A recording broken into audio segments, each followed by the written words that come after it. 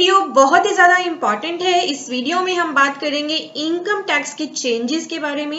13 अगस्त को video conferencing के through Modi government ने कुछ बहुत ही इम्पॉर्टेंट अनाउंसमेंट्स की हैं इनकम टैक्स के लिए, जैसे कि faceless assessment, faceless appeal and tax payers charter. साथ ही कुछ बदलाव 26 AS में किए जा रहे हैं, जो मैं आपके साथ इस वीडियो में शेयर कर रही हूँ और आपके लिए जानना बहुत ही ज़रूरी है, क्योंकि अगर आप अपनी इनकम टैक्स रिटर्न भरते हैं तो आपको ये जानना ज़रूरी है। और बहुत सारे लोग ना मैन्युपुलेशंस करते हैं अपनी इनकम टैक्स रिटर्न में।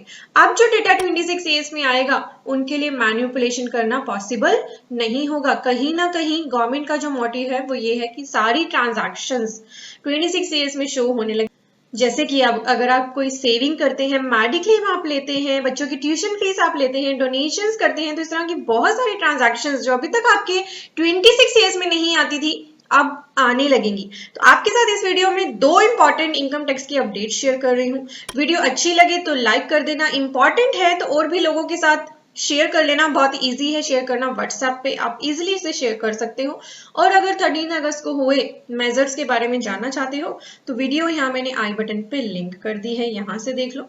ठीक है, तो इंपॉर्टेंट वीडियो है, थोड़ी सी लंबी होगी, जुड़े रहना वीडियो के एंड तक। पूरी क्लैरिटी के साथ आपको समझाती हूँ और इजी लैंग्वेज में बताती हूँ, इसीलिए आपको इस वीडियो के साथ जुड़े रहना है। और कोई भी क्वेरी है, कोई भी क्वेश्चन आ रहा है माइंड में, कमेंट कर सकते हैं आप। तो चलिए हम शुरू करते हैं। आप देख रहे हैं CA गुरुजी और मैं हूं आपकी दोस्त पूजा। पहला जो चेंज आपके साथ यहाँ शेयर कर रही हूँ वो आपको यहाँ इनकम टैक्स की वेबसाइट पे आने पर न्यूज एंड अपडेट्स में ही दिखाई दे रहा है। 14 अगस्त की अपडेट है। GST कोर्स का सेकंड बैच जैसे ही मैंने अनाउंस किया, कुछ ही दिनों में सीट्स फुल होने के कारण हमने इसे क्लोज कर दिया था। बट हमारे पास बहुत ही ज़्यादा क्वेरीज आने लगी कि फिर से इसे ओपन कर दीजिए, तो सभी की डिमांड पे हमने अपनी सीट्स की कैपेसिटी इंक्रीज कर ली है। अगर आप भी इस कोर्स में ज्वाइन करना चाहते हैं तो आप देख सकते हैं, प्राइसेस वगैरह सब इसी लिंक पे अवेलेबल हैं, जो मैंने वीडियो के डिस्क्रिप्शन में दे दिया है। इस पेज पे आके पूरा इसे स्टडी करिए, क्या क्या इसके हाईलाइट्स है, क्या इसके रिलेवेंस है। और अगर आप इस कोर्स को ज्वाइन करना चाहते हैं तो जल्दी कर ले, बिकॉज अभी भी लिमिटेड सीट्स हैं, फिर ये दोबारा से क्लोज हो जाएगा। ये अनाउंसमेंट है कि गवर्नमेंट ने ओपन कर दी थी ई वेरिफिकेशन की ऑप्शन प्रीवियस ईयर की। कौन से प्रीवियस ईयर की? 2015-16, 16-17, 17-18, 18-19 एंड 19-20 असेसमेंट ईयर्स। ठीक है, बट लोगों को ये टैब नहीं दिखाई दे रहा था। बहुत सारे लोग अपनी ई वेरिफिकेशन पास्ट वाली जो वो भूल गए थे, करना तो चाहते थे पर इसका टैब नहीं दिखाई दे रहा था। तो वो टैब गवर्नमेंट ने एक्टिव कर दिया है। कहाँ है वो टैब? चलिए देखते हैं। जल्दी से मैं कर रही हूँ अपना अकाउंट लॉगिन, तो आपने भी अपनी अगर यहाँ पे रजिस्ट्रेशन कर रखा है तो लॉगिन कर लो। जैसे ही लॉगिन कर लोगे, पहले यहाँ पे सिर्फ ये 2 टैब दिखते थे, filing of income tax return and view return forms. अब आ गया है ये नया tab, E verify return data of previous years. तो अगर आपकी प्रीवियस ईयर की कोई भी रिटर्न पेंडिंग है, यहाँ पे क्लिक करते ही जितनी भी रिटर्न आपकी पेंडिंग होंगी वो यहाँ पर आपको दिखाई देने लगेगी। और उसके सामने जो ई वेरीफाई का टैब आ रहा है उस पर क्लिक करके आप अपनी आईटीआर को ई वेरीफाई कर लेना। अब ये मौका मिस मत करना।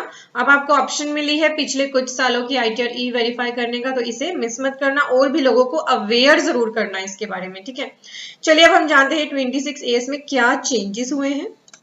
चेंजेस बताने से पहले आपको 26 AS से एक बार गो थ्रू करा देती हूँ। ये होता है आपका 26 AS, जो आप इनकम टैक्स इंडिया ई फाइलिंग की वेबसाइट पे जाके माय अकाउंट में जाके 26 AS की ऑप्शन आती है, वहां से डाउनलोड कर सकते हो। जिस भी ईयर का करोगे तो पहले तो जो भी आपका TDS डिडक्ट हुआ होगा, जितने भी डिडक्टर से डिडक्ट हुआ होगा वो आपको दिखाई देने लगेगा।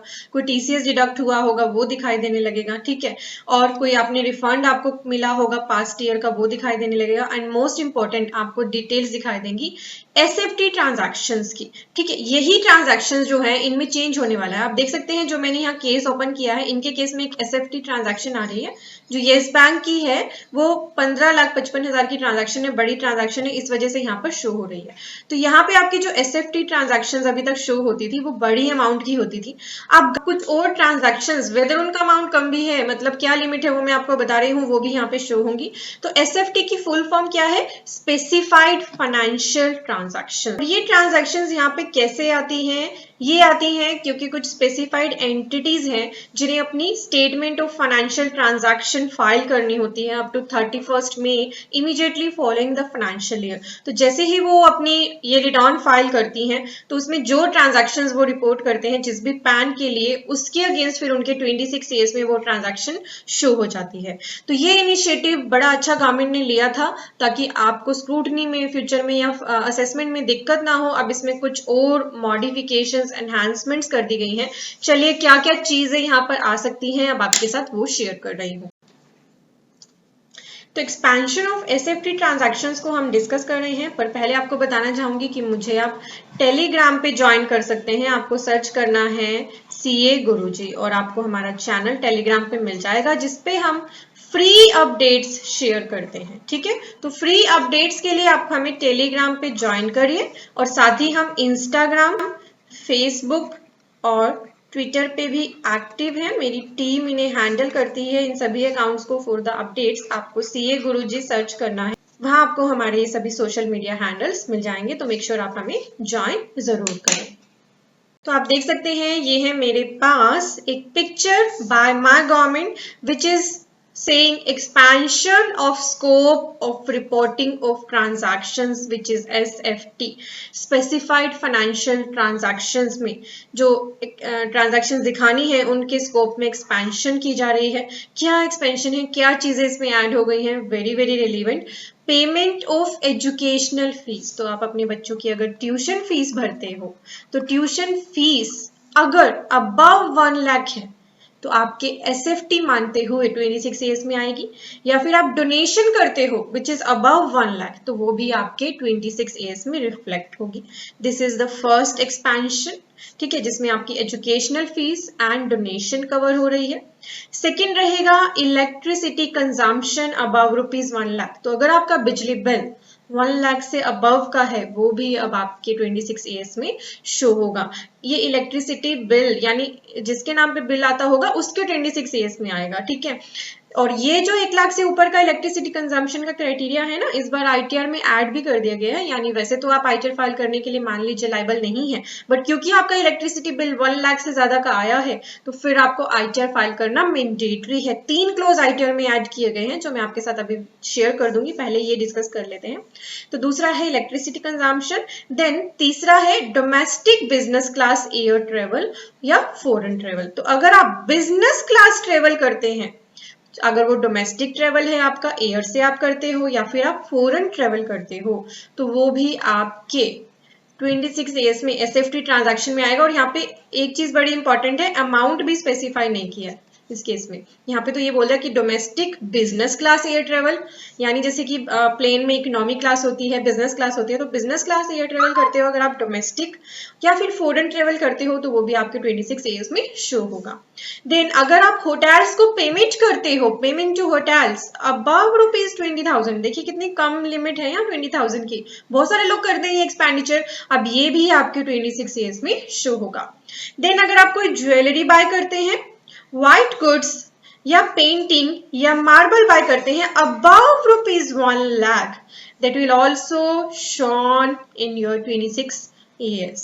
देन डिपॉजिट या क्रेडिट इन करंट अकाउंट, तो अगर आपका करंट अकाउंट है आप उसमें डिपॉजिट करते हैं या विड्रॉल करते हैं above ₹50 lakh, that will also go in your 26 years. That means this is our 6th transaction.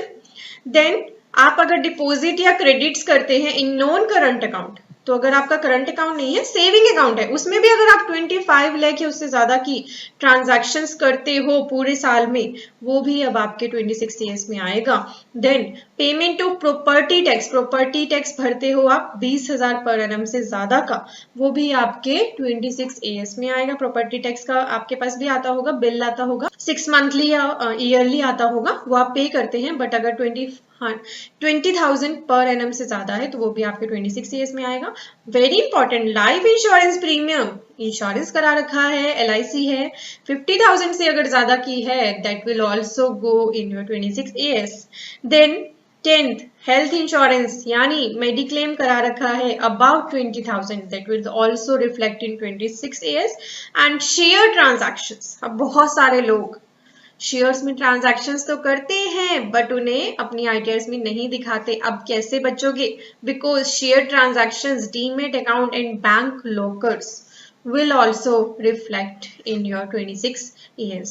यहाँ पे आपको मैं थोड़ा सा जागरूक करना चाहूंगी, अटेंटिव करना चाहूंगी कि अब अगर आप कोई मैनिपुलेशंस करते थे ना ITR में तो संभल जाइए, क्योंकि फ्यूचर में अभी तो बहुत कम ट्रांजैक्शन शो हो रही है, कुछ जगह पे लिमिट लगा दी है।